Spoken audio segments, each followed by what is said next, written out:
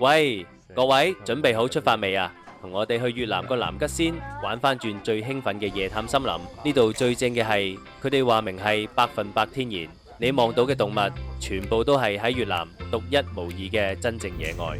架車慢慢咁越踩越入，四圍真係黑到伸手不見五指，但係我哋個心都卜卜跳，睇下會有咩收穫。哇，有動靜，你睇下，原來係鹿仔，佢哋夜晚出嚟揾食，真係好得意噶。Oh my god！嗰邊係牛魔王殺到嚟啊！導遊話佢哋好少可見到噶，我哋今次真係好好彩，呢個畫面真係畢生難忘。